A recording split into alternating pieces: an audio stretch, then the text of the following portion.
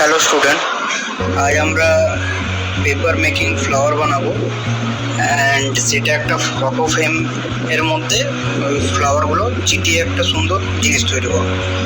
তার জন্য আমাদের যেগুলো লাগবে সেগুলো হচ্ছে কালারফুল পেপার, আঠা, ফেভিকল, কাঁচি আর হচ্ছে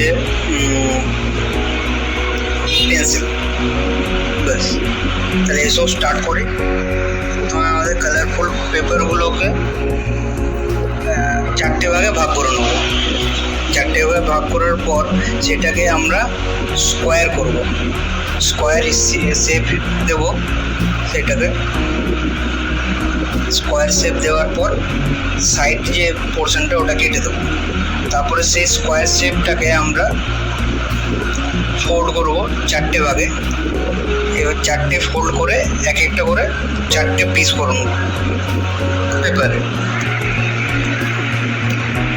ঠিক আছে, এই পেপারগুলো চারটে করে পিস করে নেওয়ার পর এবার আমরা একটা পেপারকে আউটার যে বর্ডার দিচ্ছি তার জন্য সরু সরু করে মার্জিনের মতো কেটে নেবো পেপারগুলো। তারপরে সেটার পেপারটার মধ্যে যেটা ফটো ফ্রেম আমরা করতে চেয়েছি সেটার মধ্যে পেস্ট করে দেবো। তারপরে যে চারটে পিস করে নিয়েছিলাম স্কোয়ার শেপের সেটাকে ফোল্ড করে আমরা পেন্সিল দিয়ে ড্র করে নেব ফ্লাওয়ার শেপটা। তারপরে কাঁচি দিয়ে সেটাকে কেটে দেবো।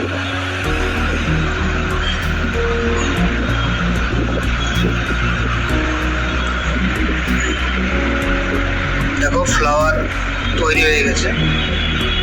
সেম আমরা রেডটাও করবো, রেড কালারের পেপার দিয়ে।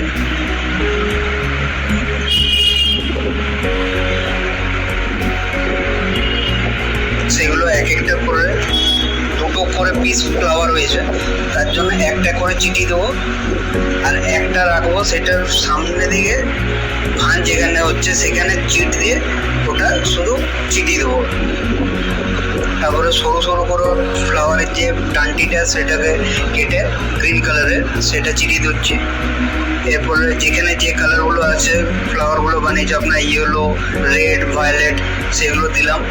সেগুলো চিটি দেওয়ার পর এরপর আমরা গ্রাস করবো সরু সরু করে গ্রিন পেপারটায় কেটে নিচের থেকে গ্রাস দিয়ে দেবো কিছু। আর লিভস পাতার শেপে কিছুগুলো পেপার কেটে সেগুলো এবার লিভসের কাজে আমরা লাগাবো।